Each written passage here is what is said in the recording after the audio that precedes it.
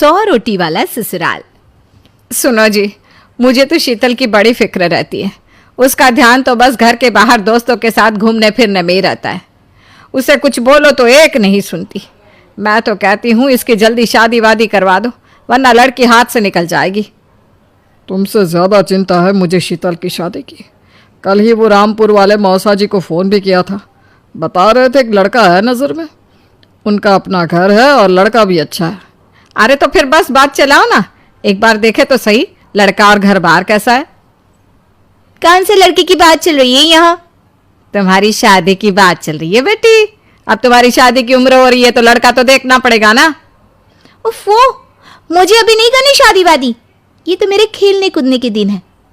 बहुत खेल कूद ली तुम, अब घर के काम धाम सीखने की कोशिश करो, समझी? ससुराल जाकर हमारी नाक मत कटवा देना। सब्जी काटनी तो आती नहीं इसको, तो नाक ही कटवाएगी। अरे मैं इसे शादी तक अच्छे से सब सिखा दूंगी। आप तो बस उस लड़के से इसकी शादी के बाद चलवाओ। कुछ दिनों बाद कुणाल और उसकी माँ शीतल को देखने घर आते हैं। कुणाल दिखने में बड़ा ही स्मार्ट होता है। शीतल तो उसे देखती ही रह जाती है। देखो जी, हमारी कोई डिमांड तो है नहीं, बस हम चाहते हैं कि लड़की घरेलू हो, घर के सारे कामकाज संभाल ले। अब आपके परिवार में तो बस 3 ही लोग हैं, पर हमारा तो खूब भरा पूरा परिवार है। बाकी हमें लड़की के घूमने फिरने दोस्तों से मिलने से कोई दिक्कत नहीं है। घर का काम करने के बाद जो चाहे सो करे। अरे वाह, ये तो इतने बढ़िया लोग हैं। लड़का भी इतना स्मार्ट है और ऊपर से इन्हें मेरे घूमने फिरने से भी कोई दिक्कत नहीं है। हे भगवान, तूने तो बिना मांगे ही मुझे सब दे दिया। बताओ जी, और क्या चाहिए हमें? हमारी तरफ से तो रिश्ता पक्का है जी। बस फिर तो हंसी खुशी शीतल और कुणाल की शादी हो जाती है। शीतल मन ही मन बड़ी खुश होती है और उसी खुशी के साथ वो अपने ससुराल में कदम रखती है। आओ बहू, तुम्हारा अपने ससुराल में स्वागत है।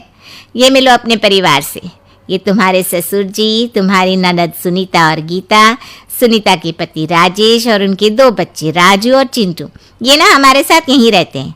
ये तुम्हारी दादी सास हैं और बाकी लोग अभी बाहर गए हुए हैं।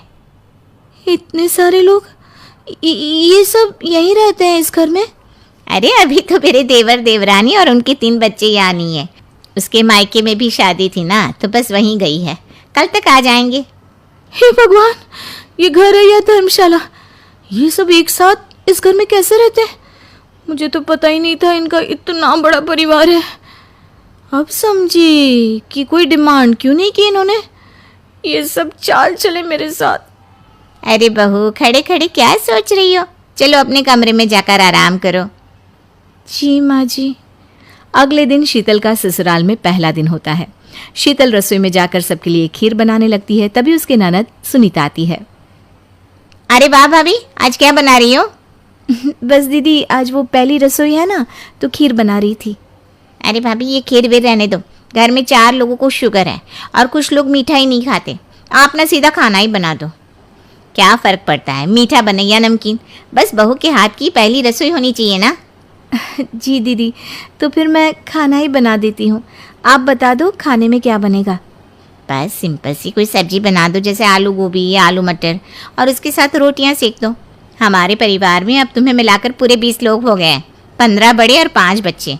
बड़ों की 6 और बच्चों की 2 के हिसाब से रोटी बना देना। चलो मैं चलती हूँ, सब देख लेना। हाँ, बड़ों की 6 रोटी मतलब कि 15 लोगों की 90 रोटियाँ, और बच्चों की 2 रोटी मतलब 5 बच्चों की 10 रोटियाँ। 90 और 10 मतलब कुल मिलाकर 100 रोटियाँ। हाय, मैं तो मर गई। 100 रोटी अकेले कैसे बनाऊंगी? माँ, ये तुमने मेरी शादी कहाँ कर दी? शादी से पहले तो मैंने कभी 4 रोटी से ज्यादा नहीं बनाई। शीतल एक बड़ी सी परात में 100 लोगों के हिसाब से आटा निकालती है और उसे गूंथना शुरू करती है। आटा गूंथते गूंथते शीतल के पसीने छूट जाते हैं। उसके बाद बारी आती है रोटी बनाने की।